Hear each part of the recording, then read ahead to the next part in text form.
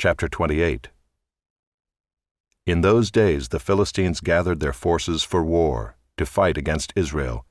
And Achish said to David, "Understand that you and your men are to go out with me in the army." David said to Achish, "Very well, you shall know what your servant can do." And Achish said to David, "Very well, I will make you my bodyguard for life." Now Samuel had died, and all Israel had mourned for him and buried him in Ramah, his own city.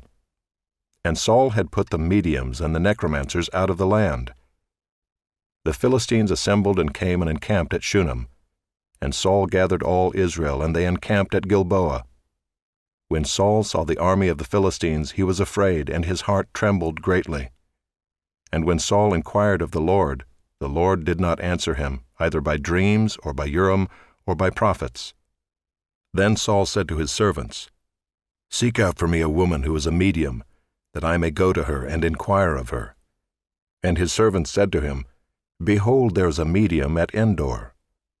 So Saul disguised himself and put on other garments, and went, he and 2 men with him.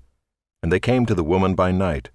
And he said, "Divine for me by a spirit, and bring up for me whomever I shall name to you."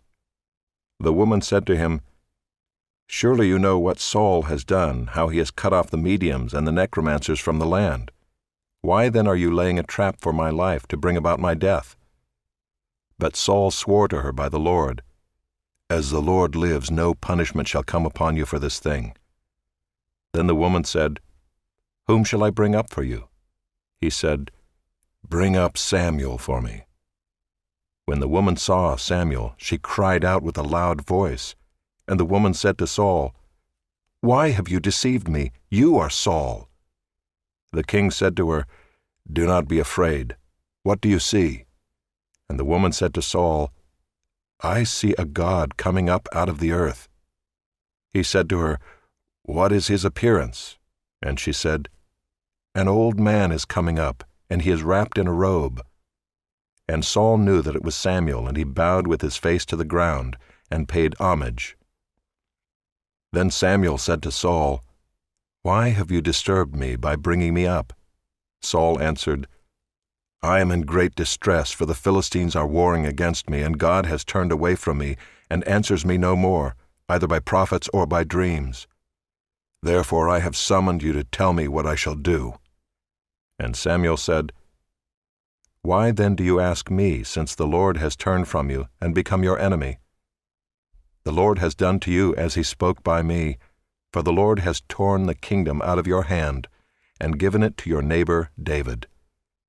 Because you did not obey the voice of the Lord, and did not carry out his fierce wrath against Amalek. Therefore the Lord has done this thing to you this day. Moreover, the Lord will give Israel also with you into the hand of the Philistines. And tomorrow you and your sons shall be with me. The Lord will give the army of Israel also into the hand of the Philistines." Then Saul fell at once full length on the ground, filled with fear because of the words of Samuel. And there was no strength in him, for he had eaten nothing all day and all night. And the woman came to Saul, and when she saw that he was terrified, she said to him, "Behold, your servant has obeyed you. I have taken my life in my hand, and have listened to what you have said to me. Now therefore you also obey your servant. Let me set a morsel of bread before you, and eat, that you may have strength when you go on your way." He refused and said, "I will not eat." But his servants, together with the woman, urged him, and he listened to their words. So he arose from the earth and sat on the bed. Now the woman had a fattened calf in the house, and she quickly killed it, and she took flour and kneaded it, and baked unleavened bread of it. And she put it before Saul and his servants, and they ate. Then they rose and went away that night. Chapter 29. Now the Philistines had gathered all their forces at Aphek, and the Israelites were encamped by the spring that was in Jezreel. As the lords of the Philistines were passing on by hundreds and by thousands, and David and his men were passing on in the rear with Achish, the commanders of the Philistines said, "What are these Hebrews doing here?" And Achish said to the commanders of the Philistines, Is this not David, the servant of Saul, king of Israel, who has been with me now for days and years, and since he deserted to me I have found no fault in him to this day?" But the commanders of the Philistines were angry with him, and the commanders of the Philistines said to him, "Send the man back that he may return to the place to which you have assigned him. He shall not go down with us to battle, lest in the battle he become an adversary to us. For how could this fellow reconcile himself to his Lord? Would it not be with the heads of the men here? Is not this David, of whom they sing to one another in dances? Saul has struck down his thousands, and David his 10,000s. Then Achish called David and said to him, "As the Lord lives, you have been honest, and to me it seems right that you should march out and in with me in the campaign, for I have found nothing wrong in you from the day of your coming to me to this day. Nevertheless, the lords do not approve of you. So go back now and go peaceably, that you may not displease the lords of the Philistines." And David said to Achish, "But what have I done? What have you found in your servant from the day I entered your service until now, that I may not go and fight against the enemies of my lord the king?"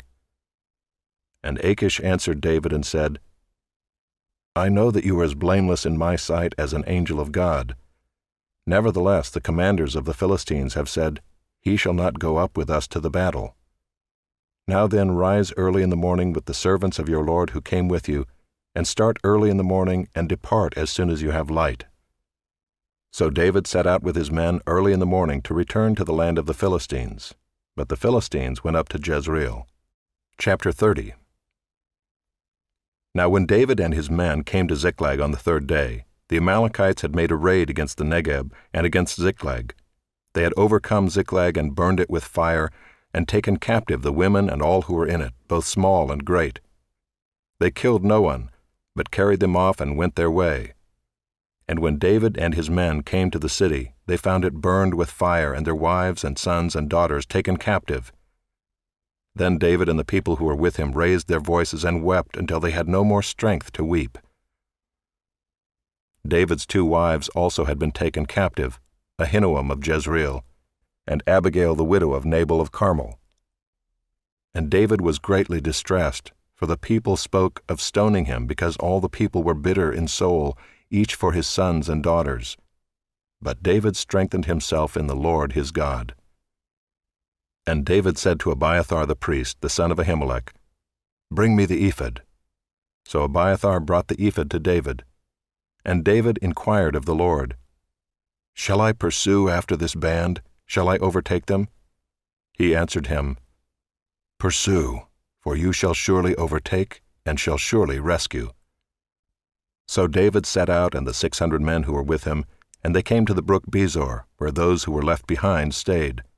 But David pursued, he and 400 men.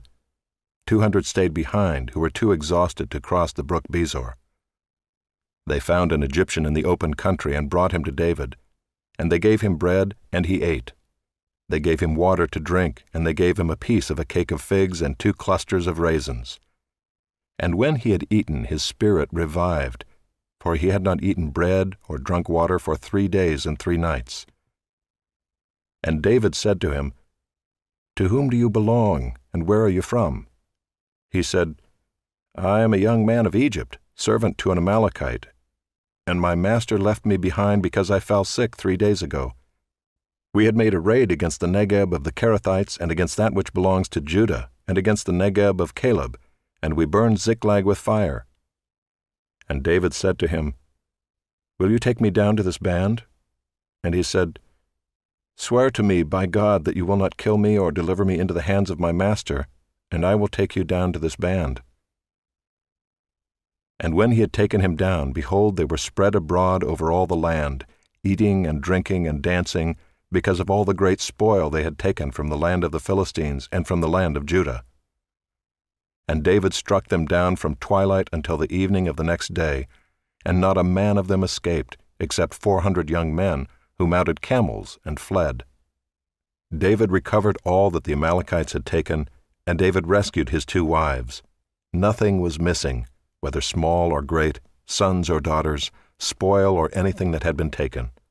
David brought back all.